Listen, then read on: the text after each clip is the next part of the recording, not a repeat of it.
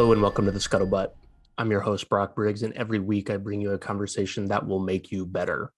It may encourage you, it may inspire you, it may help you launch that next project you've been thinking about, or it might put more money in your pocket. I consider it my job here to make you a better person.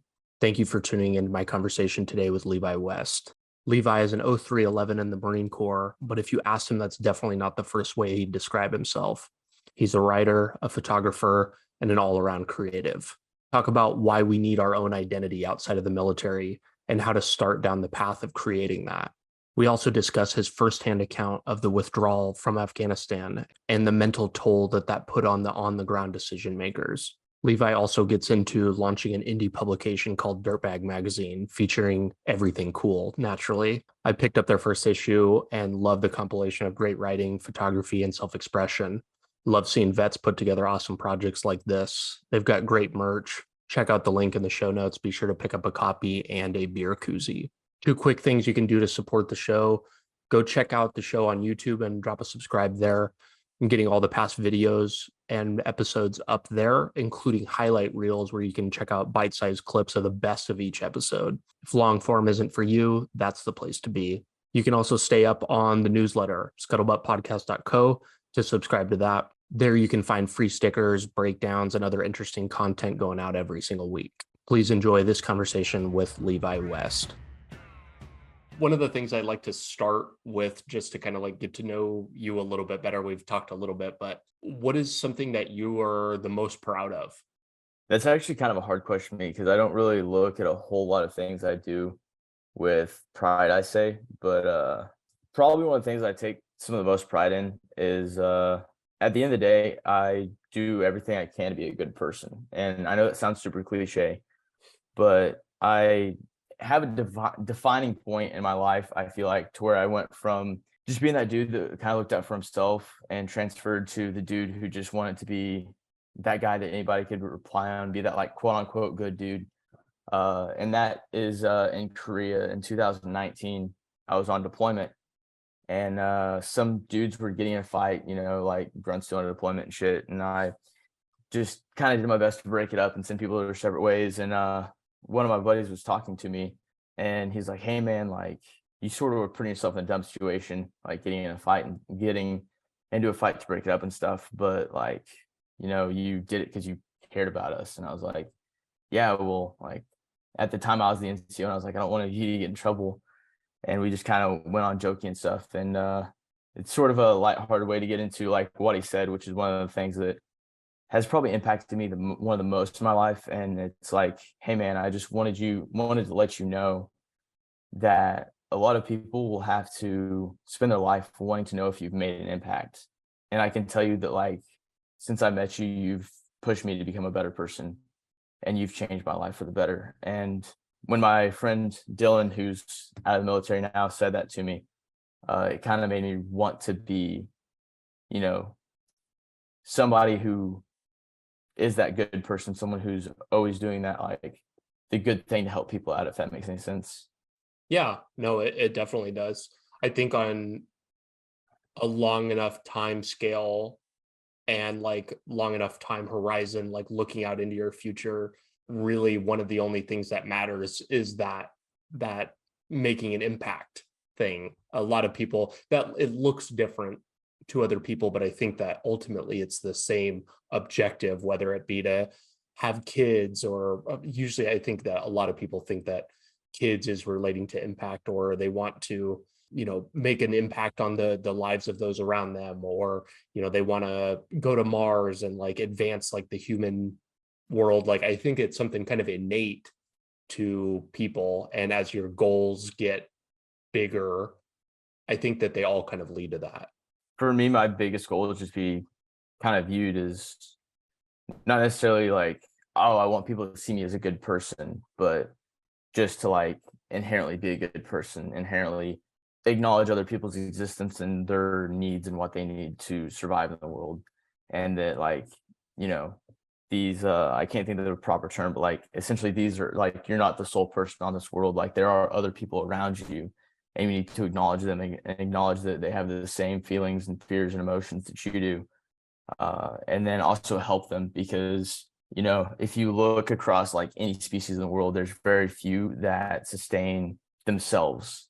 And the human race is not a race that we sustain ourselves on our own. Like, you can't be one person alone and unafraid doing your own thing. At some point, you're going to need human intervention or help at some point.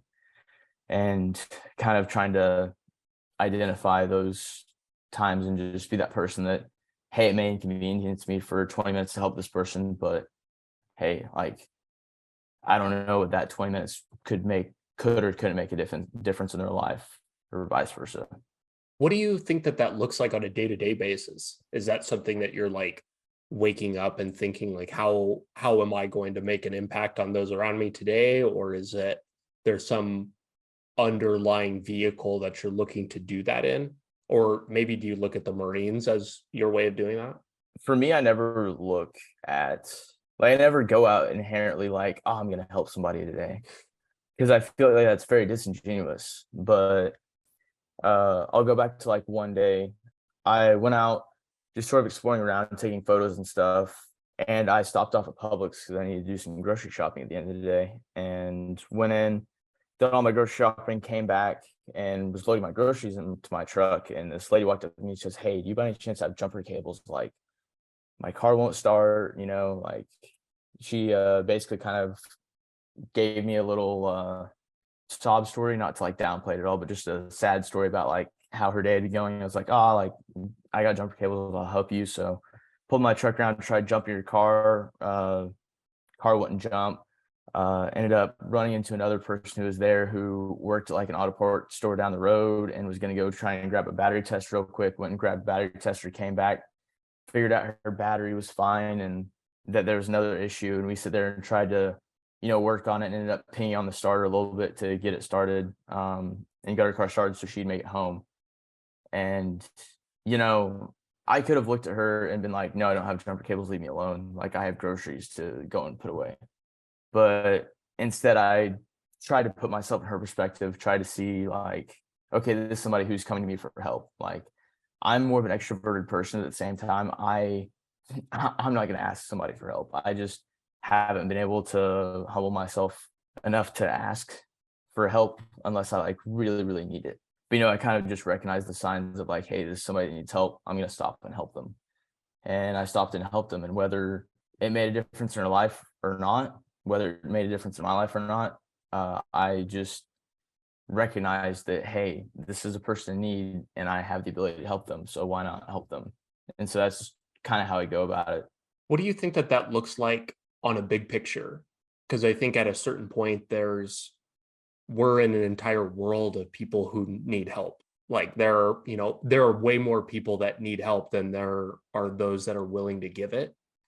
And I think that it's very easy, if you're very giving of your time and money and service and whatever it is, to all give to the point where you don't have anything. And I think that turns some people off. What do you think about giving to the point of, having nothing left for yourself? Honestly, and this may be sort of a sheltered or not a great perspective to see it as, but it's kind of the old leadership principle, lead by example. And that's one of the things that I also try and do with the Dirtbag Magazine. I'll get that to that more in a little bit, but like my first article that I wrote for Dirtbag Magazine was one about picking up litter.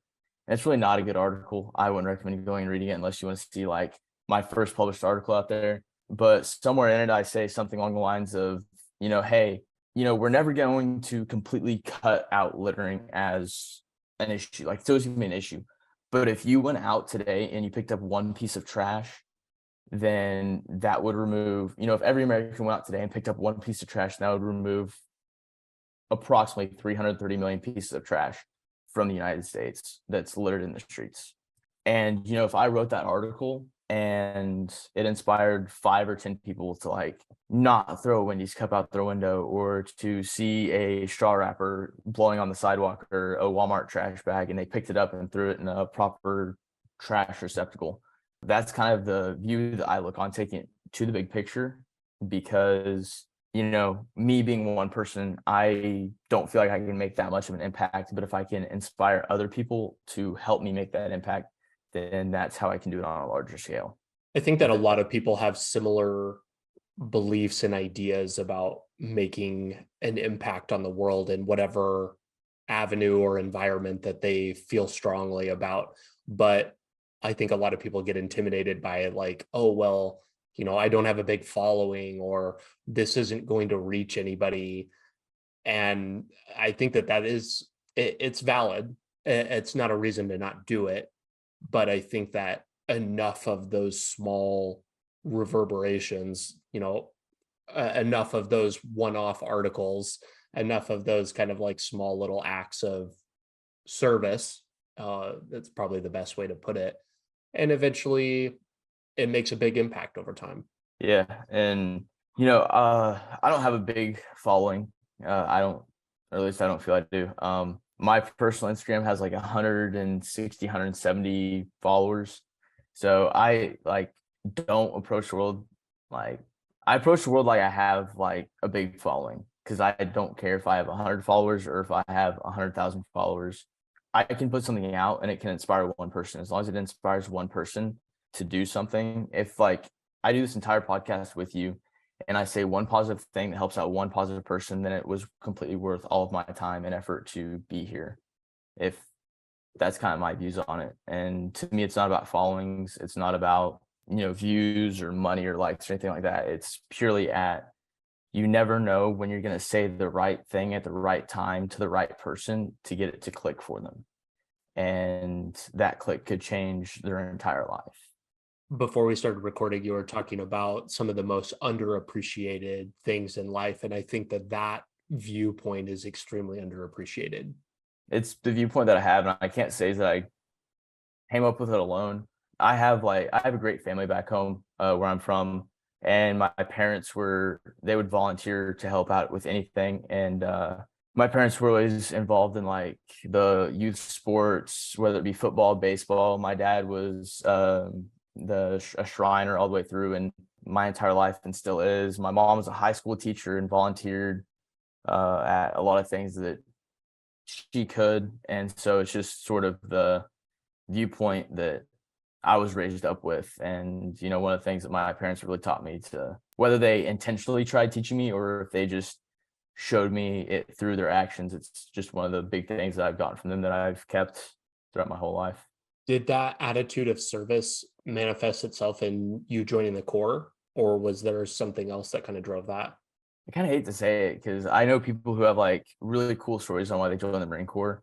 And my story is as simple as when I was in 5th grade, we were in like a computer class where we were learning to use like PowerPoint or something really simple, or maybe it was typing.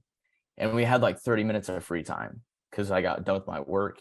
And I was like typing in something, and then like the Marines home, like marines.com popped up somehow. And I just started looking at it. I was like, yo, this is cool. And I came home, and like, you can hit up my mom and ask her this. Like in 5th grade, I came home and I said, hey, Mom, it would be really cool if I was a United States Marine. And she'd be like, that would be really cool, but you're in 5th grade. So, that is an option, but, we'll see what happens. And then in 2016, I like came home one day and I was like, hey, Mom, like, you need to talk to this guy. His name is Staff Sergeant McCool.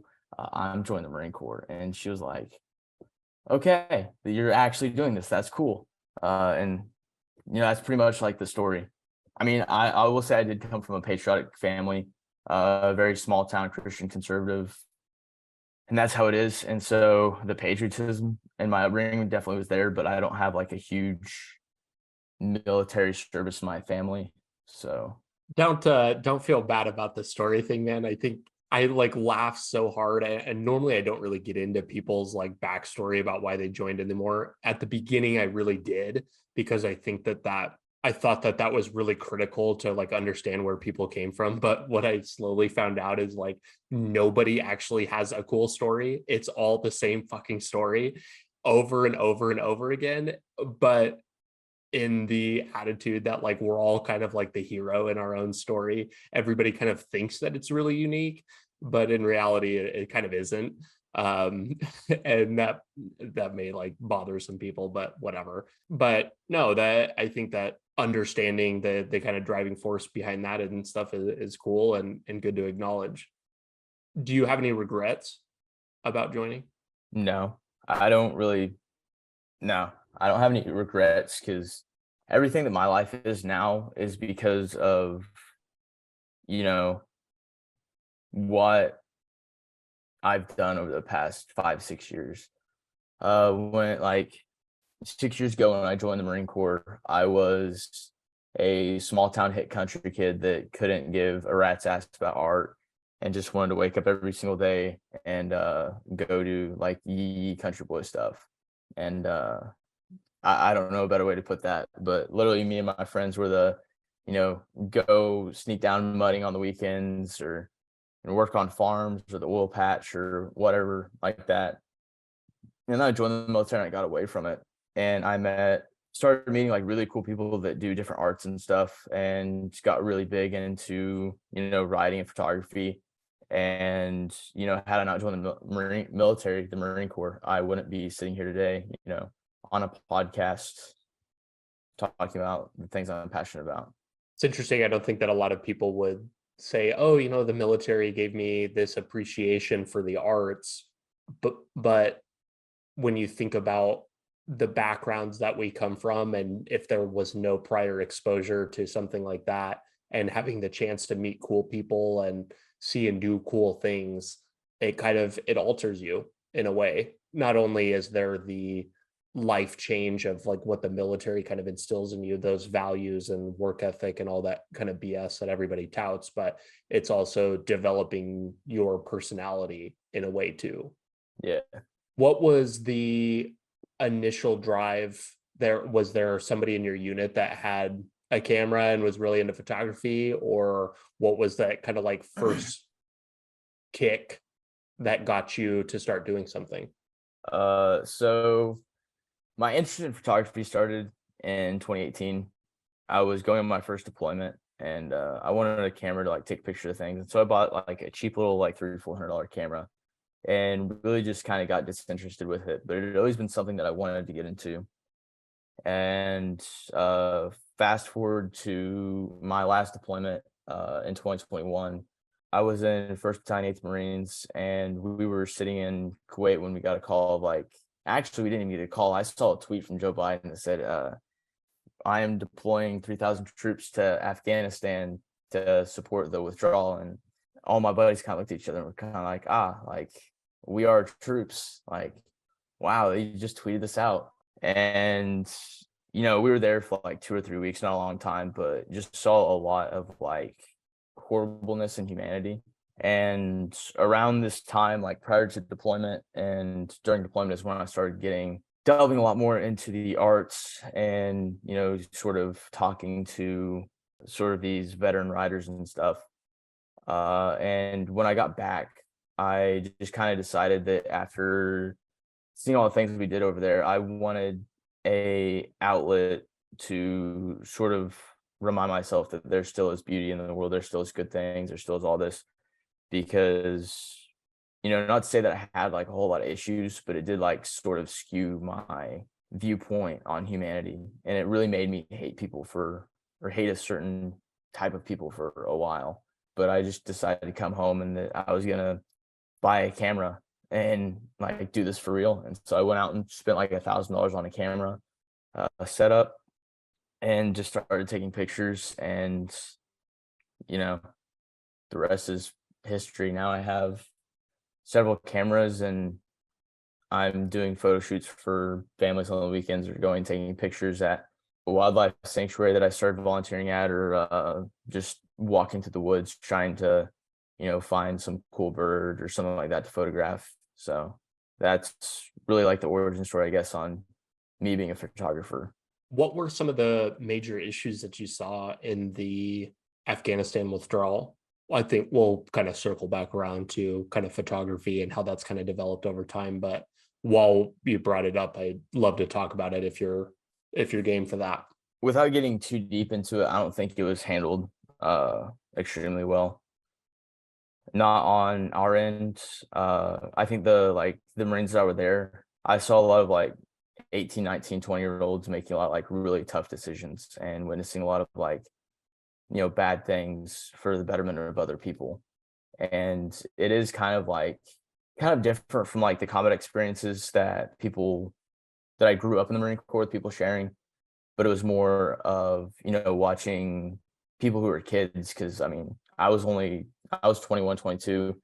I still like felt like a kid at the time, but very much like seeing kids putting themselves in dangerous situations just so this like one-off Afghanistan civilian who helped America 15 years ago as like a translator could get their family to safety. And so I think for like the Marine Corps side, it was pretty cool and a great thing to see and actually witness that, what Marines can do for people. But at the same time, I feel like if we had more time to be there, it wouldn't have been as dangerous.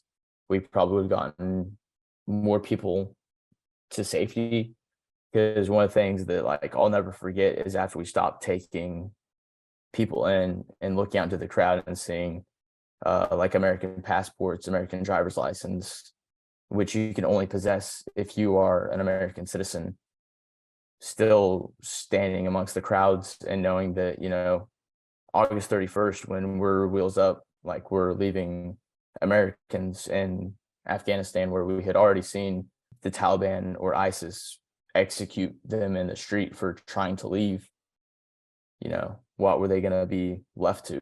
You said that you saw a lot of presumably young men and women having to make difficult decisions. What kind of difficult decisions?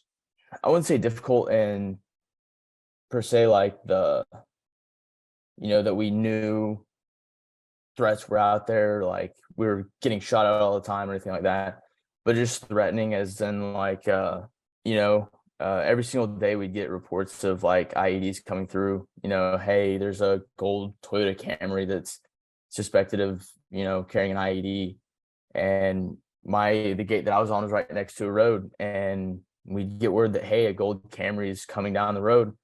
And we kind of understood like, okay, well, we can do one of two things. We can either go back into the big Alaskan barrier concrete area where we would be fine, or we can stay out here and we can hold this gate because we are actively being overran by scared civilians.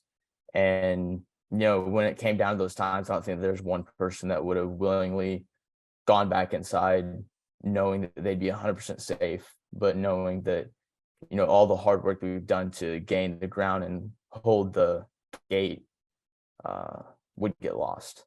Why do you think that those decisions and actions were different than maybe prior experiences that you've had, experiences that you've heard other people tell you about?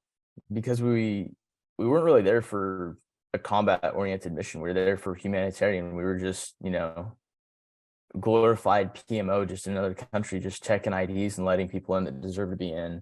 But obviously we were in a combat zone. We were in a dangerous place.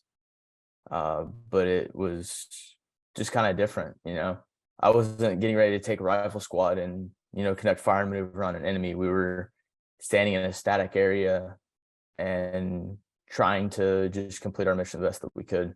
With all of the people trying to evacuate and leave, was there ever a sense or a feeling of responsibility about choosing who gets to live and potentially who has to stay and maybe pay the ultimate sacrifice that doesn't need to? I didn't really feel much of like my responsibility towards that was, so there at the gates where we were just checking identification basically. If they had some sort of documentation that showed that they were American, whether that be a visa, a green card, we would send them through. And then there were special vetting teams at the airport that would actually verify, go into the systems. I can't think of what the system is called right now, but see if, the people are, international criminals, if they're listed with any terrorist organizations or anything like that. So for us, it was mostly just, hey, show me your ID, hand it back. And then our biggest thing was just when we were searching them, conducting like the hasty searches and stuff, just to ensure that there was nothing dangerous on them, because we would find, we found a couple things that kind of resembled IEDs. I don't really want to put too much stock on if they were IEDs or not. But, if you open something and it has a weird substance in it and a whole bunch of wires coming out, you call somebody who knows what an IED is to come and take a look at it. And that's just kind of how it went. In your opinion, what do you think led to such a, I don't know if I would use the word disastrous, but a kind of a less than ideal exit from country? Was it the hastiness that you guys were under? I mean, it's interesting to me that we've spent 20 years in a country and then all of a sudden it's like we have no time to leave. It's not like this kind of, there's some phasing out to my knowledge, and this isn't totally my area of expertise, military wise, but just from what I read and who I'm talking to, it's like, wow, we spent all this time there, and then all of a sudden it's like, snap your fingers and it's time to leave. Of course, it's not going to go very smoothly when you do it that way. For me, the big thing that I'm just going to attribute to is the brief window of time that we got to do it. Do I think that, had we had more time, that there were not going to be more attacks that would have been planned? Or do I think it could have, saved lives? Yes and no. Had we been there longer than the short time that we had, that probably would have given more times for them to see our weaknesses and trying to attack us. But at the same time, I believe that on the flip side of that, we would have been able to establish like TTPs on, how to go about things, how to, make situations more safe, and sort of harden ourselves to be better protected. So I'd like to say that the time is, for me and my unit, I'm not going to speak for everyone, but I know like for myself, it was no surprise that we got called, because we had been getting told and briefed about it, or said like, hey, this might be a possibility for months. And, if like the first time we got briefed about it, we just went and we had several months to take care of it, I think it could have gone more smoothly. But at the same time, I'm an E5, I'm a sergeant. I'm not a huge planner. I don't have a star on my collar. I'm just a dude. Just a dude being told what to do. And it's such a challenging thing. And it's, I imagine, extremely difficult. Even I've had a lot of fairly high ranking people come on the podcast, and they honestly talk in a very similar way. We're serving this entity that is much bigger than any one person individually. And I think that people struggle with that same idea all the way up and down the chain. Yeah. I kind of feel like that's how we all feel, is we all just get our mission, our commander's intent. We just go and execute it however best we can. And that's just life in the military.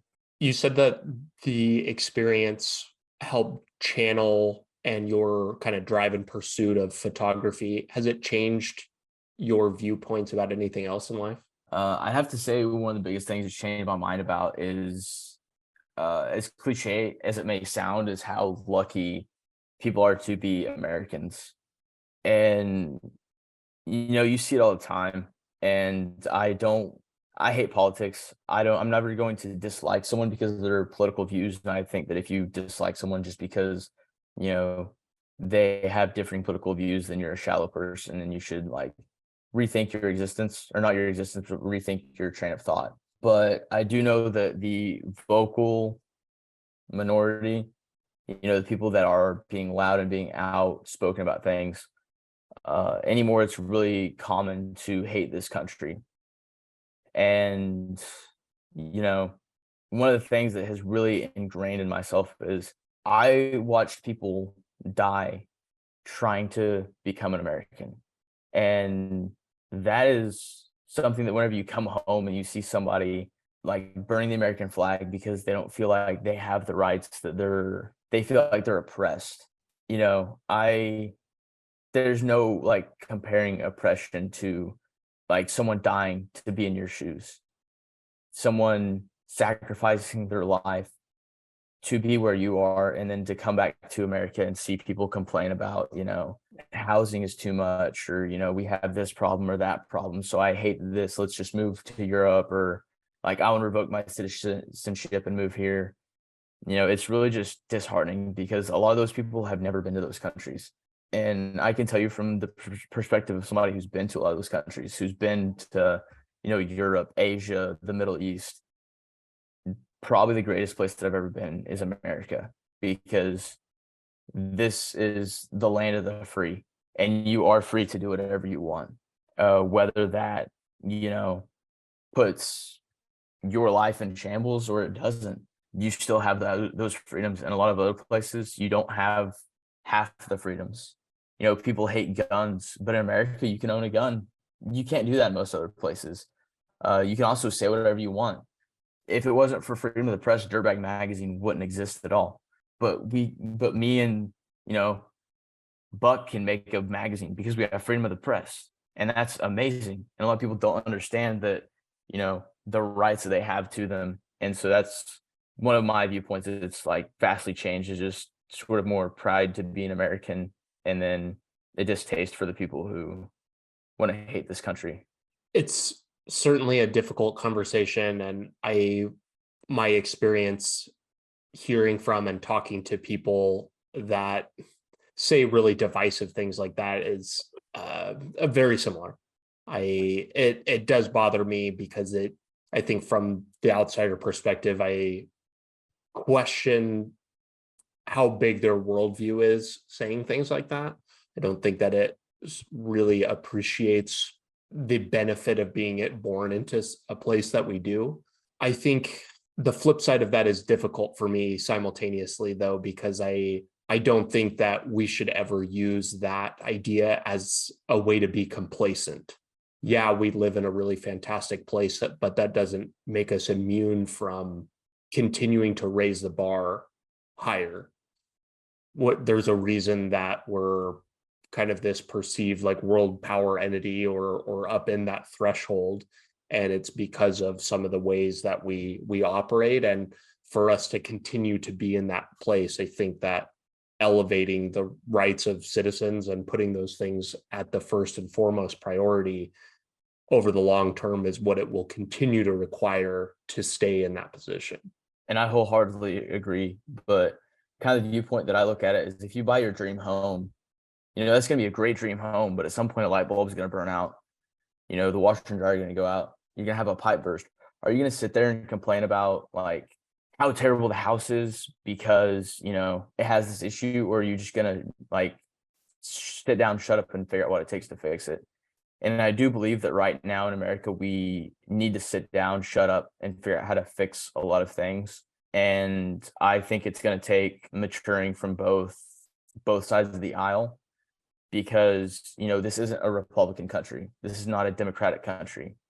This is a country. This is America. It's not to benefit one party over the other. It's to benefit Americans. And I think that is something that is vastly forgotten in every politician, or most politicians that I see today.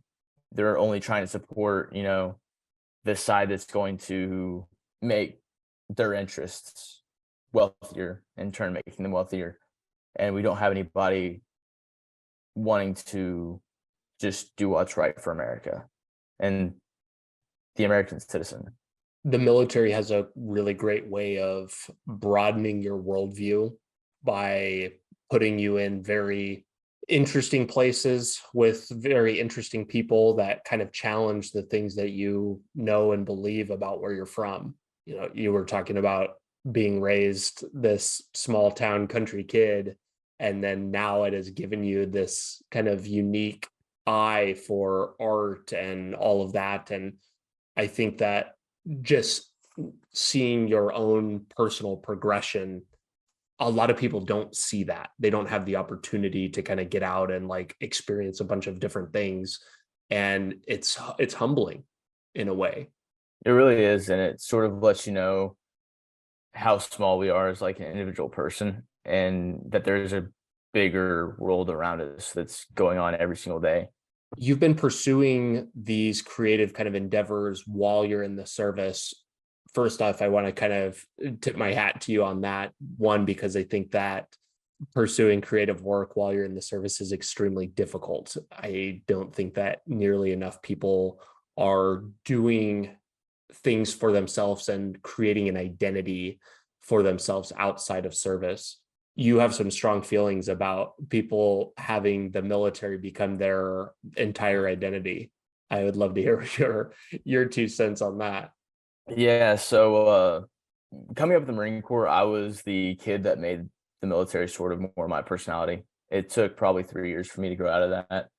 But I was that dude that would stay in the barracks, that would study knowledge, that would, go over my 3-TAC-11 for any of you O311s out there that know what that is, and just, study doctrine and play TDGs myself. And at one point, it just got tiring. And I had somebody sit there and tell me, like, hey, man, like, this doesn't have to be your personality. This doesn't have to be like, this is a job. This isn't your personality. And so ever since then, I haven't done like everything I can to make it not be my personality, but it has really taught me a lot to be like, at the end of the day, the military is a job. All the schools you do, the training you do, the awards you get, like, it's at the end of the day, like, this is just a job. And one of these days you're going to leave this job and, you might get a cool shadow box, but that's about it. And so I really strive to just build an identity outside of the military. And that's one of the big reasons why I've gotten into art and photography and writing and all this other stuff, because it's, something that takes me out of the barracks per se, takes me away from base to go out and find something in the world or do something. It's where the majority of my enjoyment comes from these days, because, it's helped me to just sort of go out and find things in life and enjoy.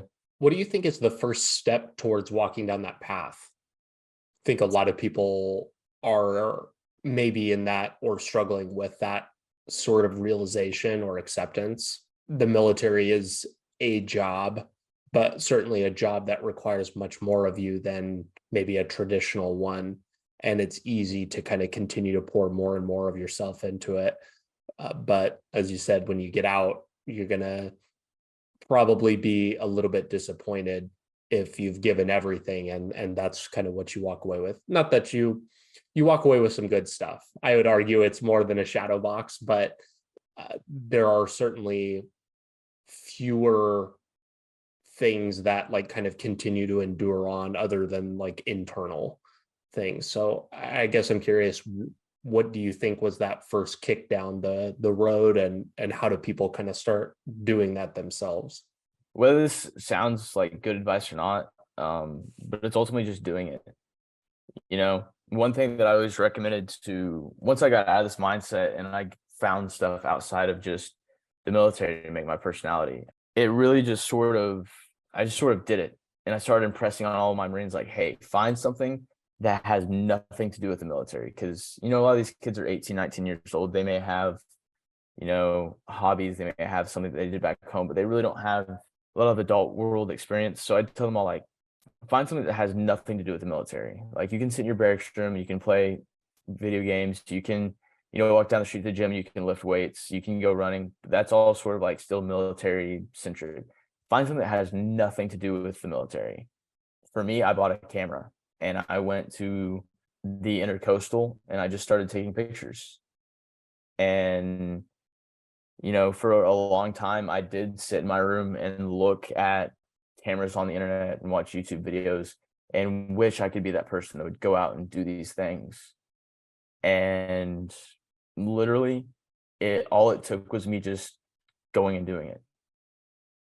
Because I I started taking photos, and then I went to an event for PB Abate and I ran into a guy named William Boyard, and I was like, yeah, man, I write and take photos, but I'm nobody. He goes, oh, you sound pretty cool. Let's keep in contact. And then, a couple months after that, me and him were flying to New York to go and hang out for the weekend. And I was the photographer I was his personal photographer for the weekend.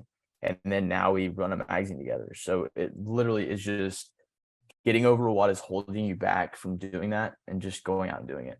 I think that there's a lot of illusions that get in the way of people doing that. It's kind of, people are like maybe interested in starting a business or writing or getting into photography, but there's this looming fear of like, well, what if I'm not like the best? Or because we're so ingrained in just this idea, like if you're going to pursue something, you need to pursue it with everything that you have, and you need to strive to be so good. But I think that there early on is an acceptance that's required, that at the beginning your stuff is just going to suck, especially in the creative world. I look back on I kind of have been recently going back through some of my original podcast episodes to kind of create clips and things like that. And it's almost embarrassing. It's like, wow, that early work is not good, but it's required to kind of get to another point. And you're always a work in progress, but you have to just start, like you said. Yeah, and it doesn't matter if you're good or not. None of us are like great. And if you sit there and you say like, "Oh, I'm the greatest," then hey man, you got like doing something different than I am. Because like I will, like last weekend, I did a photo shoot for a friend, took probably 150 photos, and like 40 of them are good. You know, and that's just kind of how it goes. Not everything's going to be great. You're not always going to be the best. But to me, what really matters is, are you going to sit there and realize that you're not the best and then figure out how to become better? Or are you going to sit there and realize you're not the best, but then be like, I don't care, I'm here for the ride? Because, I don't care if I am the best photographer. I don't care if I'm the best writer. I really only care if, there's a few people out there who enjoy my work, enjoy what I do. And more importantly, if I enjoy it, because a lot of this stuff, like my photography, my writing, a Dirtbag Magazine, it's not necessarily the fact of, if we have a million supporters or if I have millions of supporters. It's like, if I have, if I get enjoyment from it. If that makes sense. Yeah, it's not always a competitive thing. It's, hey, do you actually enjoy doing this or not? And if so, you should keep doing it. And inadvertently, over time, you will get better. I I think that the competitive nature and like desire to be good, maybe that's just an affliction that I deal with. That's something that I have been working to kind of overcome in a lot of these pursuits for myself. But yeah, I think that everybody is going to face something different when trying to pursue something new. Oh, The last thing I'll say, sorry, the last thing I'll say for anybody is like, if you are a new aspiring person, when you go out and do stuff, be a photographer, there are days that I will go out and I will take, a whole bunch of photos, and then I'll come back home to edit them, and not a single one of them will be good. There will be days that I'll go out trying to find something to photograph, and I'll take like 2 pictures and I'll hate it. But then I'll have a day that I'll go out and I'll see, I'll just see that like perfect composition moment where I can take like a really cool photo. And then I'm like, hey, this is really cool. And then I turn into like that 3-year-old that like figured out how to glue macaroni to paper for the first time. And I like want to go run and like show my mom or show anybody that's around, like, look at this. This is so cool. And like, it's those moments like that is ultimately makes it worth it. And it's not like any art that you get into, it's not always going to be glamorous and it's not always going to be fun, but it's going to have those moments where you're like, this is so cool. And that's really what it's all about. Finding something that you won't shut up about to your friends. That's a very cool, underrated way to put it. What was the inspiration for Dirtbag? Let's talk about that. The inspiration for Dirtbag, it kind of needs to go back to me and Buck becoming buddies. So me and Buck weren't, I was always like for several months, I was a kid that was kind of around. Me and him would chat and stuff. And, I've like, ever since I found out who Buck was, I was a fan of his stuff and sort of his lifestyle. I was like, that's a rad dude. And then I remember in April of 2020, I went to selection for MARSOC, which is Marine Special Operations, and I didn't get selected. And I remember like hitting Buck up on like the Tuesday or Wednesday whenever he come back. I was like, yeah, man, I didn't get selected.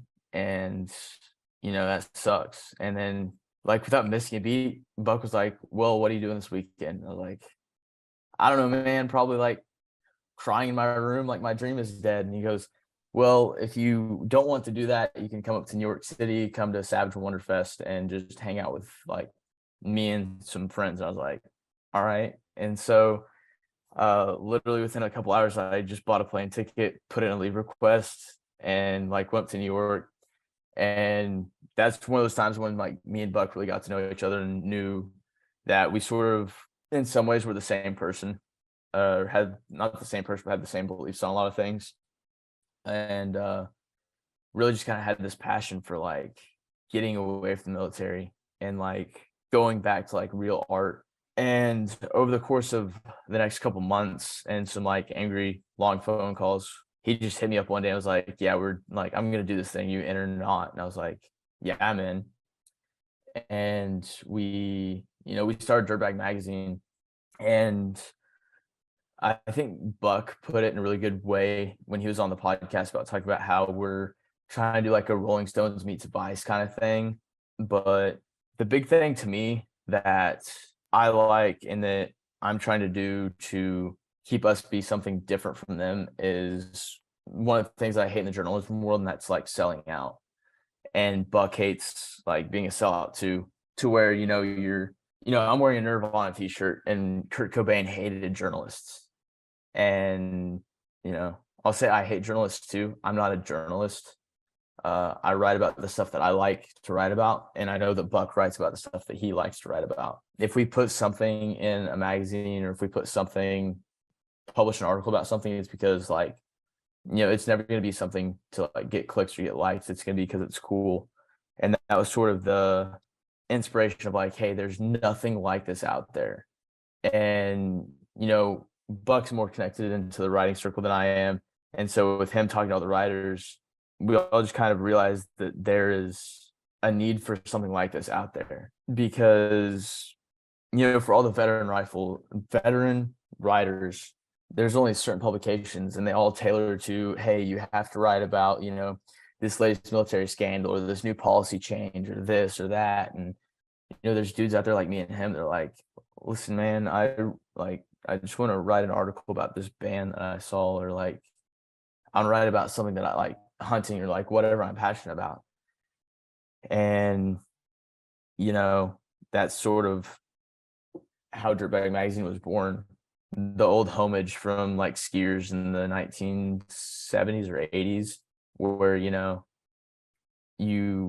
they were these dirty, crusty people that just did whatever they could to live out their passion.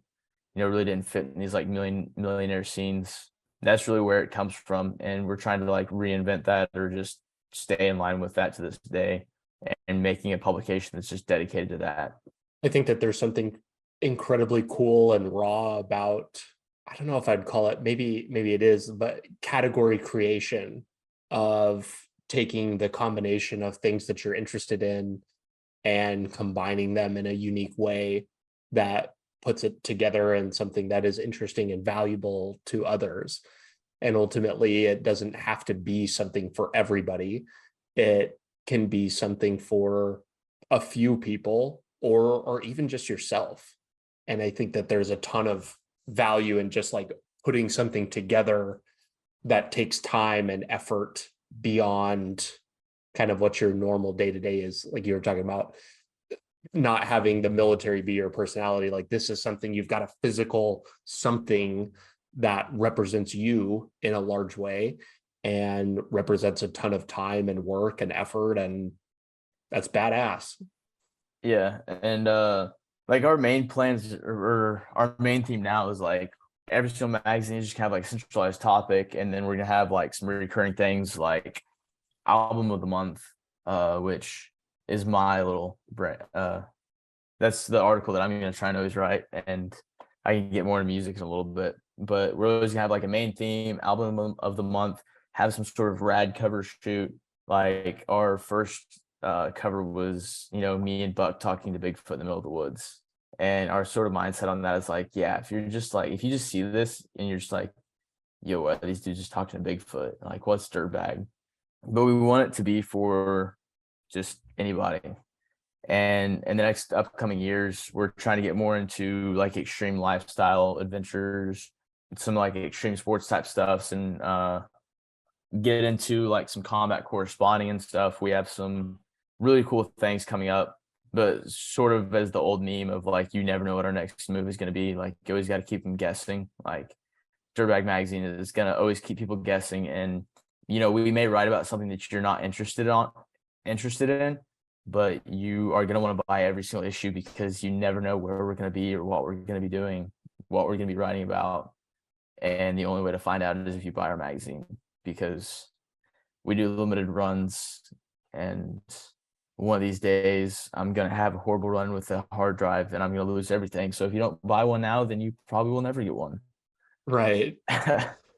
Where did the name come from? How'd you guys settle on that? That was Buck's doing.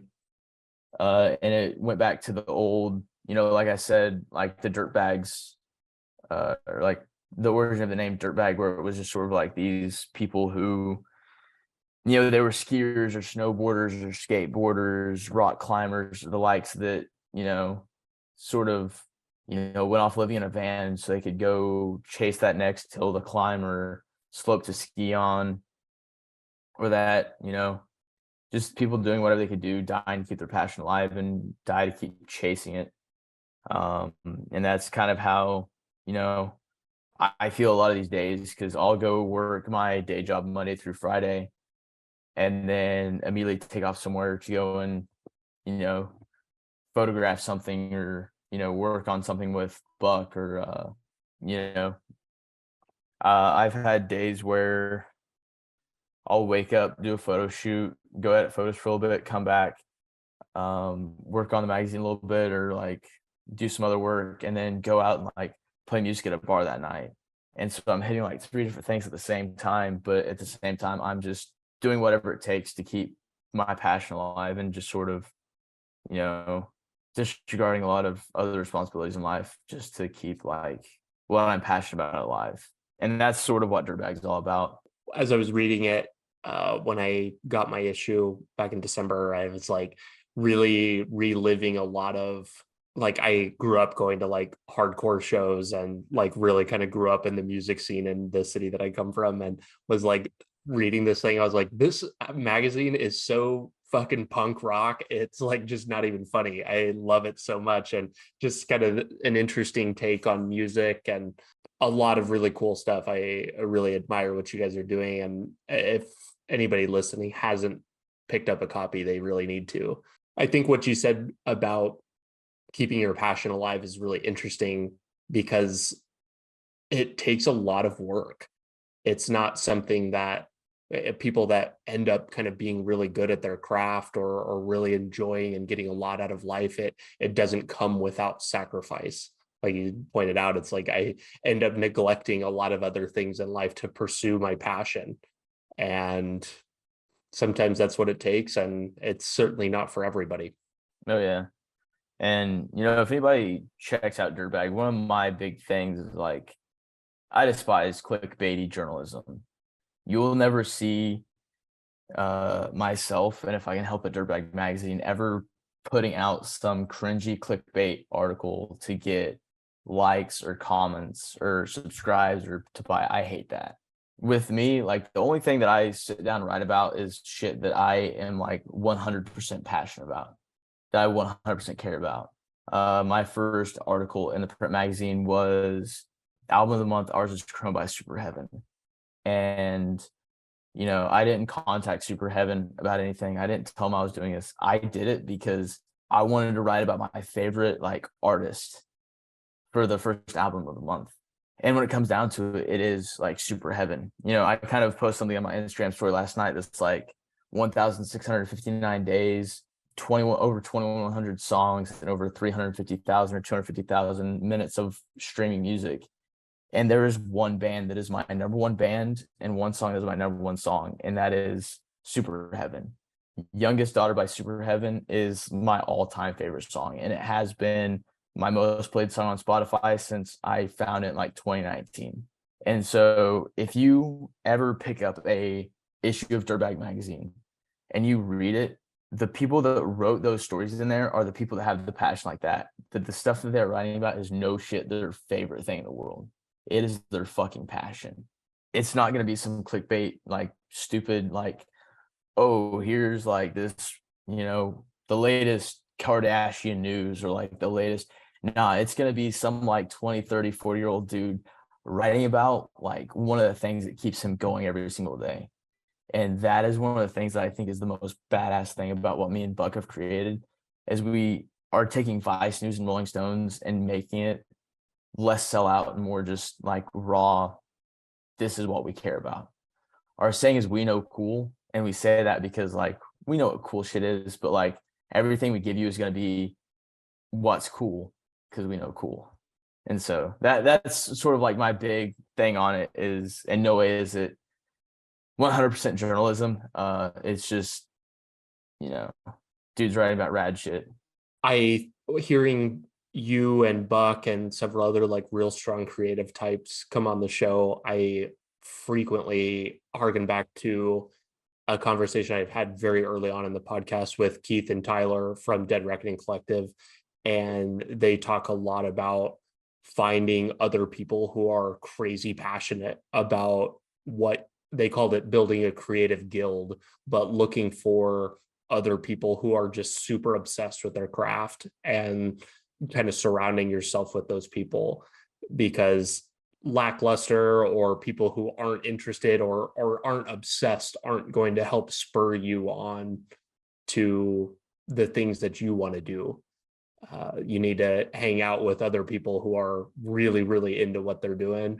And I think by default, you can't help but create and write and take photographs or whatever your thing is.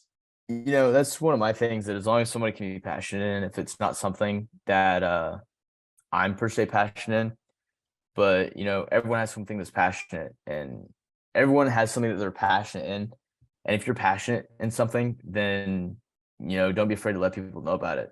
And that's kind of what Dirtbag Magazine is all about. So I'm pretty certain we take articles on people writing about whatever it is they're passionate in and why they should be passionate about it and why we should give that thing a shot. And one thing that I will add about like the creatives community is I really haven't met anybody to like put me down about anything yet. Everybody's like really supportive, even if it's kind of like that, I don't want to say like fake support, but kind of like that guiding you in a different direction on like, hey, this idea might be a little bit better. But everybody's like really supportive, really great. This community is kind of outstanding. I don't just want to say like the veteran artist community because I don't view myself in the veteran artist community. I just kind of view myself in like the artist community, and it's a great community to be in. I think other artists, we'll call them, understand how difficult it is anyway, and any kind of feedback that may be perceived negative is going to be constructive. It's like, hey, here's how you can be better, and like want to help spur you on to bigger and better things. So I think that when you find those type of people, right from the beginning. I want to field a couple of questions I got on Instagram when I said that I was having you on. Oh boy. What do you think of vet writing culture? If you're a vet and you write, I think that's really cool. I think that a lot of veteran writers feel like they can only write about the military.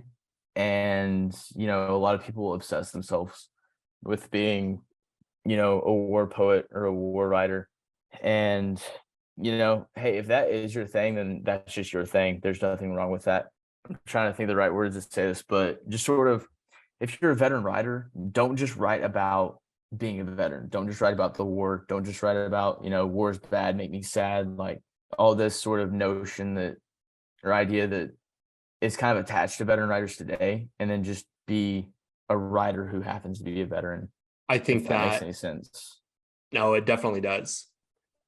I think that being a vet means a lot more than just having that, and your experience and understanding about the world gives you way more interesting things to think and like talk about than you think. Gives you some interesting lens on humanity, decision making, and what really drives people. And it's much more than I think what people think. And I think also a lot of like veteran writers feel like their only platform that they have is, to talk about being a veteran. And at the end of the day, that's not the case. If you're a good writer because you can write about what you did in the military, or what you witnessed, then just start trying to write about other things, because it doesn't always have to be just the military. I'll point to, and I know I keep bringing him up, but William Bolyard Buck, like, he's a veteran author, but I think I've heard him do like one poem about like, or one piece of writing about anything he's done in the military, and it's taken me like well over a year being his friend to learn a lot about his military career. And I think that's kind of sick, because like, you know, we don't make it our personality to just, you know, talk about the military. Another question here. What's your end game with Dirtbag? What's the next 5 to 10 years of working on this project look like, or what do you think you'd like it to look like? We want it to sort of turn into kind of what Vice News is, in a way. We want to start getting into video documentaries and doing that sort of stuff, but then we always want to come out with print issues, because there's nothing cooler than a printed magazine. I think I'm probably one of the few 23-year-olds that like goes and buys print magazines anymore, but hey, I do it. And I think that's one of the raddest things ever. You know, magazines have played a huge part in American culture from, you know, I think Esquire was like the first big like men's magazine, to like then Playboy, and then now transferring, or also like Rolling Stones is a huge one, Cream magazine. Like, to me, magazines are just cool. And so we're always going to keep doing the printed magazine thing, but we really want to get more into combat correspondence, taking Dirtbag out of the country and finding things to write about in the world, travel, extreme lifestyle, and making documentaries. So this is just where we're at right now, is just the infancy of two dudes who, you know, get a couple hours on the weekends to figure out something. And so we go and figure it out. But, you know, if this is what we can do when all we have is a weekend, I'd hate to see what we can do when, you know, we have all of our free time to play with. Last question. Who's your favorite machine gun poet? I know who sent this. I know who sent this question. I'll have to say my favorite machine gun poet is probably the only machine gun poet I know, and that's good old Dead Gunner Poetry. So I'll just stick with that. And it's actually kind of funny, because Dead Gunner Poetry, or Mason, is one of the dudes that sort of got me more into poetry, because he was like the first like Marine Corps dude that was putting stuff out.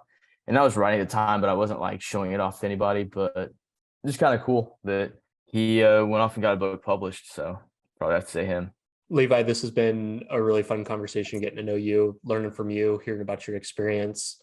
I appreciate you coming on and spending some time with me. What can the listeners or myself do to be useful to you?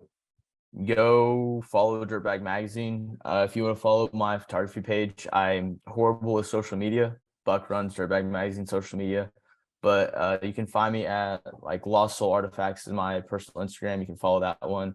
Dead Shutter Designs is like my business photography account, or Dirtbag Magazine.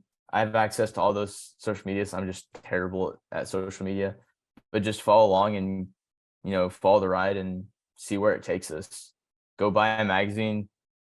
We have some cool merch packs out that you can buy, but I don't know, just follow along. Don't be afraid to buy a ticket and take the trip with us, because me and Buck may be sitting down making a documentary in 50 years on like the rise and fall of Dirtbag Magazine, or we could crash, go bankrupt in the next year, and ultimately neither me or him care, because we're just doing this because we think it's cool and it's just something that we want to do.